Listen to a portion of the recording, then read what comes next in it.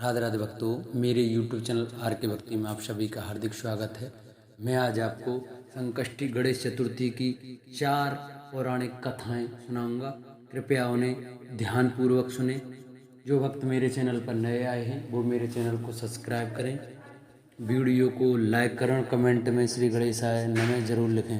संकष्टी गणेश चतुर्थी व्रत करने से घर परिवार में आ रही विपदा दूर होती है, कई दिनों से रुके मांगलिक कार्य संपन्न होते हैं तथा भगवान श्री गणेश असीम सुखों की प्राप्ति कराते हैं। फाल्गुन मास की गणेश चतुर्थी के दिन भगवान श्री गणेश जी की पूजा के दौरान संकष्टी गणेश चतुर्थी की व्रत कथा पढ़ना अथवा सुनना भी जरूरी होता है। इससे संबंधित 4 कथाएं प्रचलित हैं। आइए हम आपको पहली कथा सुनाते हैं। बोलो गणेश जी महाराज की जय। पौराणिक एवं प्रचलित श्री गणेश कथा के अनुसार एक बार देवता कई विपत्ताओं से घिरे थे। तब वह मदद मांगने भगवान शिव के पास आए। उस समय शिव के साथ कार्तिकेय तथा गणेश जी बैठे थे। देवताओं की बात सुनकर शिव जी ने कार्तिकेय व गणेश जी से पूछा कि तुम में से कौन देवताओं के कष्टों को निवारण कर सकता है। तब कार्तिकेय व गणेश जी दोनों ने ही स्वयं को इस कार्य के लिए सक्षम बताया।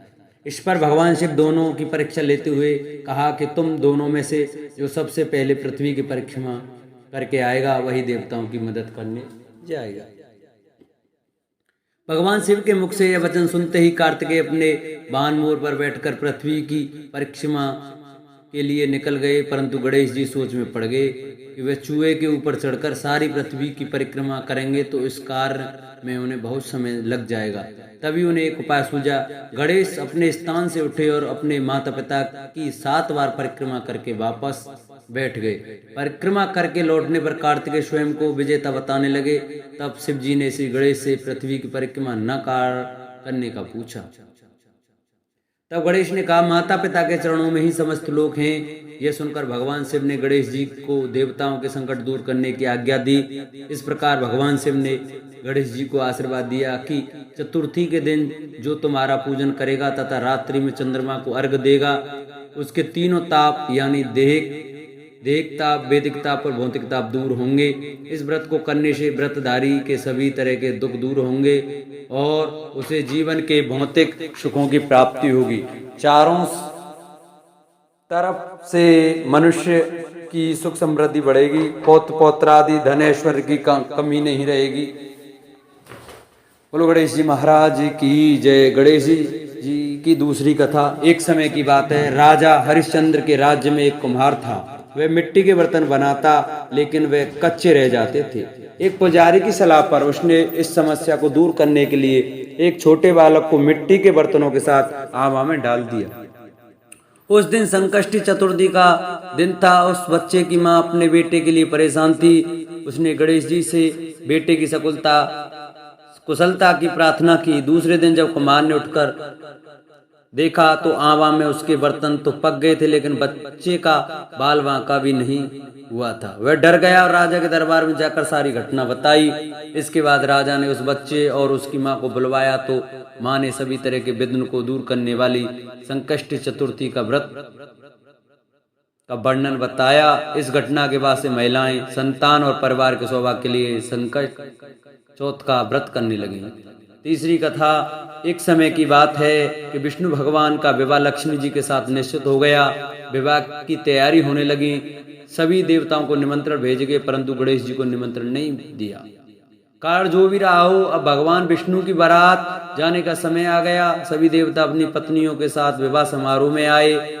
उन सब ने देखा कि गणेश जी कहीं दिखाई नहीं दे रहे हैं। तब वे आपस में चर्चा करने लगे कि क्या गणेश जी को नहीं न्योता है या स्वयं गणेश जी नहीं आए हैं। सभी को इस बात पर आश्चर्य होने लगा। तभी सबने विचार किया कि विष्णु भगवान से ही इसका कारण क्यों ना पूछ लिया जाए। विष्णु भगवान से पूछने पर उन्होंने कहा कि हमने गणेश जी के पिता भोलेनाथ महादेव को न्योता भेजा है। यदि गणेश जी अपने पिता के साथ आना चाहते तो आ जाते, अलग से न्योता देने की कोई आवश्यकता भी नहीं थी। दूसरी बात यह है कि उनको 1.25 मन मूंग, 1.25 मन चावल, 1.25 मन घी और 1.25 मन लड्डू का भोजन दिन भर में चाहिए। यदि गणेश जी नहीं आएंगे तो कोई बात नहीं, दूसरे के घर जाकर इतना सारा खाना पीना अच्छा भी नहीं लगता। इतनी वार्ता कर ही रहे थे कि किसी एक ने सुझाव दिया, यदि गणेश जी आ भी जाएं तो उनको द्वारपाल बनाकर बैठा देंगे कि आप घर की याद रखना, आप तो चूहे पर बैठकर धीरे धीरे चलोगे तो बारात से बहुत पीछे रह जाओगे। यह सुझाव भी सबको पसंद आ गया तो भगवान विष्णु ने भी अपनी सहमति दे दी। होना क्या था कि इतने में गणेश जी वहां आ पहुंचे और उन्हें समझा बुझाकर घर की रखवाली करने बैठा दिया।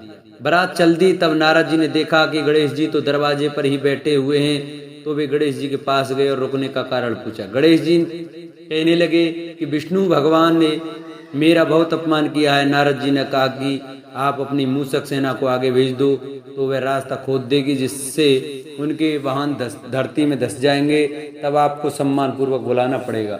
अब तो गणेश जी ने अपनी मूषक सेना जल्दी से आगे भेज दी और सेना ने जमीन पोली कर दी। जब बारात वहां से निकली तो रथों के पहिए धरती में धस गए।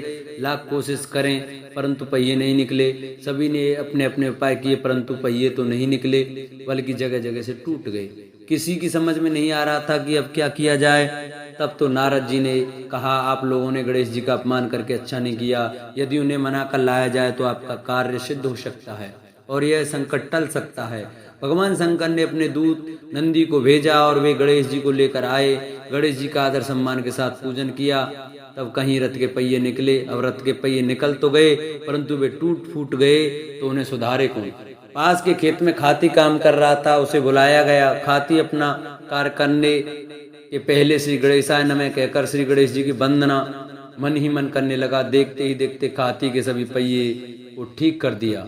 तब खाती कहने लगा कि हे देवताओं, आपने सर्वप्रथम गणेश जी को नहीं मनाया होगा और न ही उनकी पूजा की होगी, इसलिए तो आपके साथ ये संकट आया है। हम तो मूर्ख अज्ञानी हैं, फिर भी पहले गणेश जी को पूजते हैं, उनका ध्यान करते हैं। आप लोग तो देवता गण हैं, फिर भी आप गणेश जी को कैसे भूल गए। अब आप लोग भगवान श्री गणेश जी की जय जयकार बोलिए तो आपके सब काम बन जाएंगे और कोई संकट भी नहीं आएगा। ऐसा कहते हुए बारात वहां से चल दी और विष्णु भगवान का लक्ष्मी जी के साथ विवाह संपन्न करा के सभी सकुशल घर लौटे आए। हे गणेश जी महाराज, आपने विष्णु को जैसा कार्य सिद्ध किया, ऐसा कार्य हम सभी का भी सिद्ध करो। बोलो गजानन भगवान की जय। चौथी कथा श्री गणेश चतुर्थी व्रत की पौराणिक कथा के अनुसार एक बार भगवान शिव तथा माता पार्वती नर्मदा नदी के किनारे बैठे थे।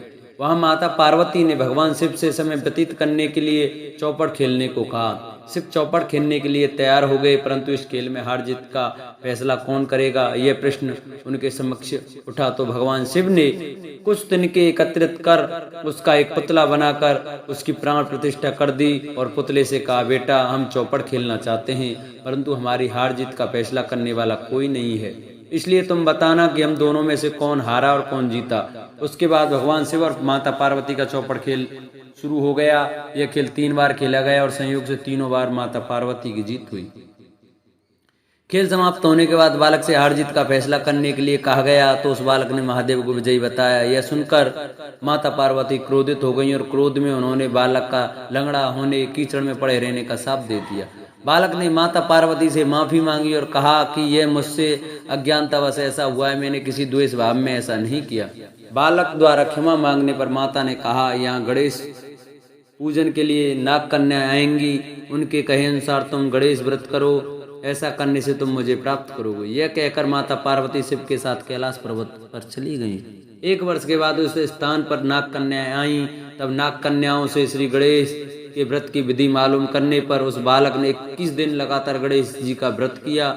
उसकी श्रद्धा से गणेश जी प्रसन्न हुए। उन्होंने बालक को मनोवांछित फल मांगने के लिए कहा। उस पर उस बालक ने कहा, हे विनायक, मुझ में इतनी शक्ति दीजिए कि मैं अपने पैरों पर चलकर अपने माता पिता के साथ कैलाश पर्वत पर पहुंच सकूं और वे यह देख प्रसन्न हों। तब बालक को वरदान देकर श्री गणेश अंतर्ध्यान हो गए। इसके बाद वह बालक कैलाश पर्वत पर पहुंच गया और कैलाश पर्वत पर पहुंचने की अपनी कथा उसने भगवान शिव को सुनाई। चौपड़ वाले दिन से माता पार्वती शिव जी से विमुख हो गई थी। अतः देवी के रुष्ट होने पर भगवान शिव ने भी बालक के बताए अनुसार 21 दिनों तक श्री गणेश का व्रत किया। इस व्रत का प्रभाव से माता पार्वती के मन में भगवान शिव के लिए जो नाराजगी थी वह समाप्त हो गई। तब यह व्रत विधि भगवान शंकर ने माता पार्वती को बताई। यह सुनकर माता पार्वती के मन में भी अपने पुत्र कार्तिकेय से मिलने की इच्छा जागृत हुई। तब माता पार्वती ने भी 21 दिन तक श्री गणेश जी का व्रत किया तथा दूर्वा फूल और लड्डुओं से गणेश जी का पूजन अर्चन किया। व्रत के 21वें दिन कार्तिकेय स्वयं माता पार्वती से आ मिले। उस दिन से श्री गणेश चतुर्थी का यह व्रत समस्त मनोकामनाओं की पूर्ति करने वाला व्रत माना जाता है। इस व्रत को करने से मनुष्य के सारे कष्ट दूर होकर मनुष्य को समस्त सुख सुविधाएं प्राप्त होती हैं। बोलो गणेश जी महाराज की जय। जिन भक्तों को हमारी वीडियो अच्छी लगी हो वो हमारी वीडियो को लाइक करें, चैनल को सब्सक्राइब करें, कमेंट में श्री गणेशाय नमः जरूर लिखें। बोलो गणेश जी महाराज की जय।